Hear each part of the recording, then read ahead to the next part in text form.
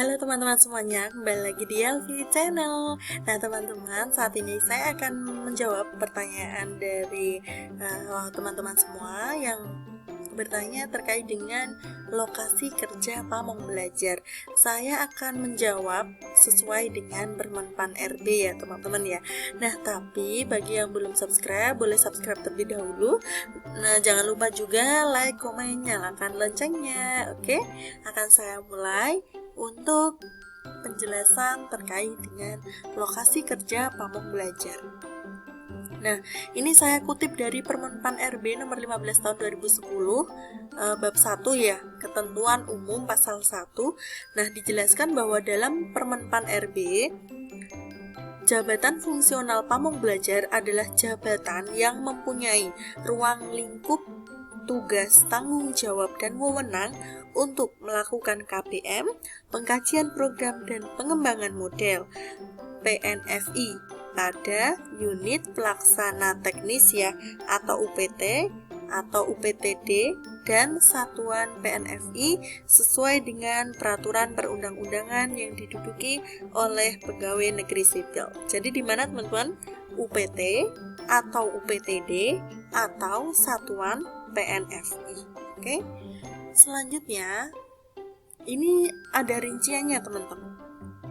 Nah, UPTD ya teman-teman ya, UPTD atau UPT di bidang pendidikan non-formal dan informal selanjutnya disebut UPT adalah Pusat Pengembangan Pendidikan Non-Formal dan Informal P2PNFI dan Balai Pengembangan Pendidikan Non-Formal dan Informal, jadi BPPNFI. Oke. Nah, kemudian UPTD yang bertanggung jawab di bidang PNFI adalah Balai Pengembangan Kegiatan Belajar atau BPKB atau sebutan lain yang sejenis di lingkungan pemerintah provinsi, dan Sanggar Kegiatan Belajar atau sebutan lain yang sejenis di lingkungan pemerintah kabupaten atau kota.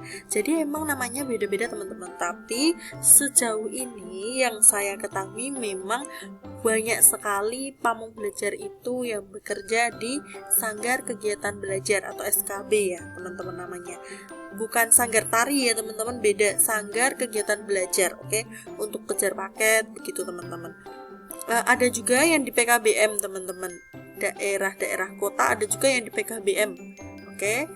Nah, selanjutnya satuan pendidikan non-formal adalah lembaga kursus, lembaga pelatihan, kelompok kerja, PKBM, dan majelis taklim serta satuan pendidikan lainnya yang sejenis. Nah, jadi kan tadi ada di UPT, UPTD, kemudian ada di satuan PNFI begitu ya. Jadi memang beda-beda teman-teman untuk lokasi kerjanya.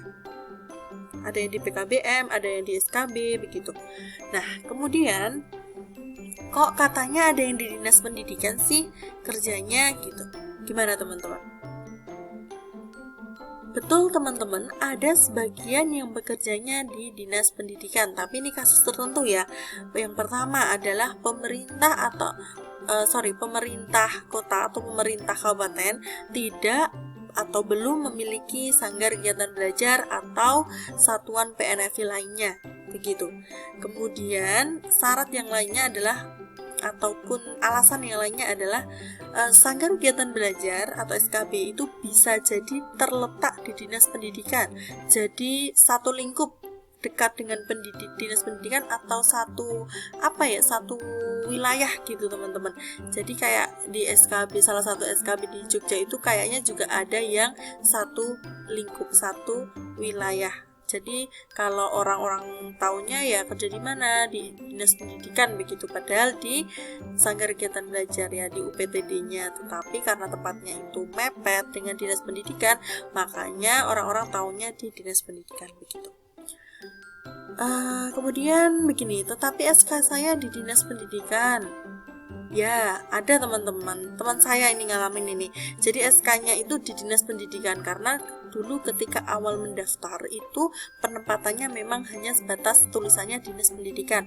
Berarti kan SK-nya sesuai dengan itu ya, jabatan yang dilamar kemarin ya. Nah, itu kan SK-nya di dinas. Tapi teman saya ini penempatannya real di SKB. Teman-teman, jadi penempatan realnya itu di SKB, diletakkan di SKB begitu. Ini di daerah Jawa Tengah. Ini yang saya ingin garis bawahi untuk teman-teman ya. Yang pertama adalah pilih formasi yang tersedia sesuai dengan jurusan teman-teman semua. Selanjutnya adalah teliti apakah lokasi di Dinas Pendidikan atau di SKB. Lokasi kerjanya teman-teman, kan di penempatannya itu ada ya. Kemudian cek di Maps lokasi SKB tersebut, lokasinya di mana, karena kemungkinan juga akan ada kayak misalnya ya, kalau misalkan nih Kabupaten Semarang itu kan Dinas Pendidikannya ada di Ungaran. Kemudian SKB Ungaran tuh juga lumayan dekat dengan Dinas Pendidikan. Nah, kalau SKB Susukan itu letaknya jauh banget teman-teman. Jadi letaknya itu dekat Boyolali. Malah lebih dekat ke Boyolali ataupun ke Salatiga daripada ke Ungaran gitu. Nah, itu perlu dicek di Maps teman-teman lokasi SKB-nya mana. Takutnya nanti teman-teman biasanya sudah biasa hidup di kota, kemudian nggak mau kalau misalkan di pelosok begitu ya, jauh dari kota gitu, terus kebetulan SKB-nya itu letaknya di pelosok begitu, itu yang perlu di teman-teman cek dulu ya. Kemudian di beberapa Pemkot atau Pemkab bisa jadi memiliki lebih dari satu SKB. Tadi teman-teman di SKB Ungaran ada, SKB Susukan ada, itu Kabupaten Semarang memiliki 2. Kalau di Balikpapan itu juga memiliki 3 atau 4 ya, di Balikpapan itu kayaknya 4 teman-teman begitu. Oke. Ini saya kasih contoh ketika ada lowongan pembelajar, itu tulisannya seperti ini teman-teman. Jadi pemerintah Kabupaten Semarang itu membuka 3 ya sekarang ya. Ini contohnya, ini kan ahli pertama belajar, Bupati Semarang, Sekda, Kepala Dinas Pendidikan, kemudian di sini ada Kepala UPTD SPNF Sanggar Kegiatan Belajar Susukan, SKB Susukan.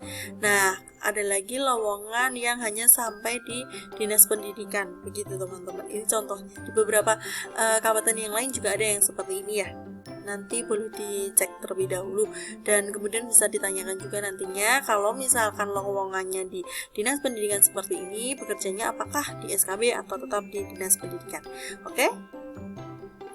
Nah, mungkin itu saja teman-teman yang bisa saya jelaskan. Semoga bermanfaat, semoga teman-teman bisa memahami apa yang sudah saya sampaikan, begitu ya. Kalau ada pertanyaan ataupun masukan ataupun kritik saran, boleh nanti menghubungi saya, follow IG saya Zelvi. Terima kasih teman-teman, semoga berhasil. See you.